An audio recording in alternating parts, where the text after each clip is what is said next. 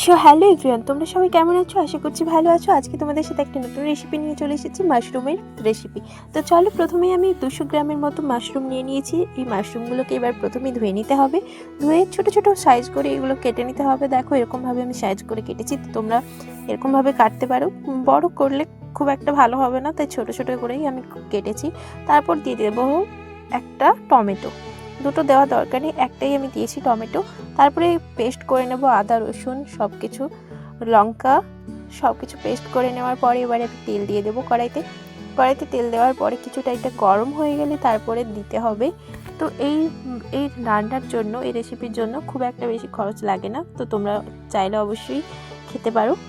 এটা কিন্তু আমি এই ফার্স্ট টাইম ট্রাই করলাম, খুব সুন্দর খেতে, কিন্তু খুবই সুন্দর। তো তোমরা কিন্তু অবশ্যই এই রেসিপিটা ট্রাই করো।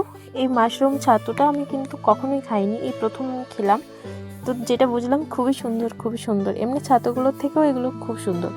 প্রথমে দেখো আমি দিয়ে দিয়েছি পেঁয়াজগুলোকে কেটে, তারপর আমি দিয়ে দিয়েছি টমেটো আর কাঁচা লঙ্কা কুচি। তো দেখো, তারপরে আমি এগুলো কিছুক্ষণ এটা ভাজা হয়ে যাওয়ার পরে, তো দেখো তোমরা কিন্তু অবশ্যই এটা ট্রাই করবে, খুব একটা বেশি খরচ লাগে না। দেখো আমি 200 গ্রাম মাশরুম দিয়েছি, পেঁয়াজ দিয়েছি একটা কোচানো, তো টমেটো একটা, আদা রসুন বাটা 1 চামচ করে, কাঁচা মরিচ দুটো, তারপরে হলুদ গুঁড়ো, লাল মরিচ গুঁড়ো, ধনে গুঁড়ো, গরম মশলা, নুন, আর তেল, এসব লাগবে কিন্তু। তো তোমরা কিন্তু অবশ্যই ট্রাই করো, গরম ভাতের সাথে খুবই সুস্বাদু খেতে এটা। আমার তো এই প্রথম খেয়ে আমার তো দারুণ লেগেছে। এরপরেও আমি আরও চাইছি খেতে। তো দেখো, এরপর পেস্ট করে এটা দিয়ে দেওয়ার পরে স্বাদ মতো লবণ দিয়ে দিতে হবে। চলো এই মশলাটা, তারপরে হলুদ দিয়ে দিতে হবে, হলুদ গুঁড়ো পরিমাণ মতো, হলুদ আর লবণ, নুনটা খুব পরিমাণ মতো দিতে হবে। তো চলো প্রথমে এই মশলাটাকে ভালো করে ভেজে নিতে হবে। তারপরে আমি দিয়ে দিচ্ছি লঙ্কা গুঁড়ো দিয়ে দেওয়ার পরে এবারে কিন্তু খুব ভালোভাবে এটাকে ভাজা করতে হবে। তো এটা ভেজে নিচ্ছি যতক্ষণকে, দেখো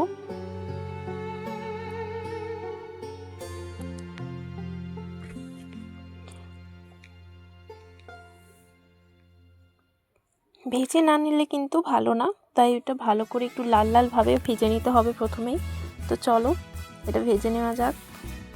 এরপরে ভেজে নেওয়া হয়ে গেলে তারপরে দিয়ে দেবো এবার মাশরুমগুলোকে এবার ভালো করে দিতে হবে। সবগুলো আমি দিয়ে দিয়েছি, দেখো। এরপরে এটাকে নেড়ে নিতে হবে, খুব তাড়াহুড়ো করার কিন্তু দরকার নেই, আস্তে আস্তে একদম এগুলোকে ভালোভাবে মাখিয়ে নিতে হবে। তো আমি মাখিয়ে নিচ্ছি। দেখো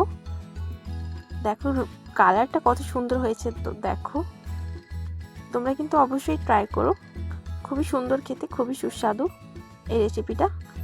তো কেমন হয়েছে আমাকে কিন্তু অবশ্যই কমেন্টে তোমরা বলবে।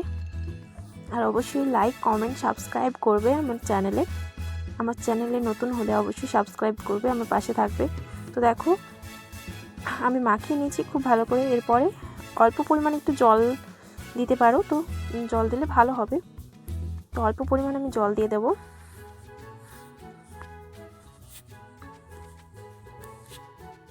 তাহলে তারপরে বুঝতে পারবে যে কালারটা কত সুন্দর এসেছে। তো দেখো কালারটা দেখো কত সুন্দর হয়েছে। এই জলটা এবারে দিয়ে দিয়েছি আমি অল্প পরিমাণ জল না দিলে ভালো না, জলটা কিন্তু অবশ্যই দিতে হবে, খুব অল্পভাবে, বেশি দেওয়ার দরকার নেই। তো আমি জলটা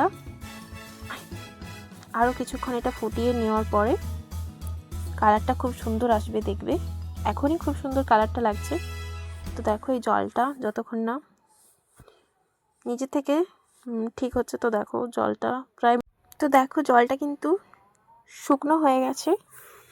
তো এটা শুকনো হয়ে যাওয়ার পরে এটা আরও ভালোভাবে একটু ভেজে নিতে হবে। আমি ভেজে নিচ্ছি, দেখো। তো তোমাদের কেমন লাগলো অবশ্যই কিন্তু আমাকে বলবে। আর তোমরা কে কে খেতে পছন্দ করো এই মাশরুম, সেটাও আমায় কমেন্টে বলো। আমার তো খুবই ভালো লেগেছে, যদিও আমি প্রথমবার ট্রাই করেছি খেয়ে, তো আমার খুবই ভালো লেগেছে। তো চলো দেখা হচ্ছে পরের ভিডিওতে।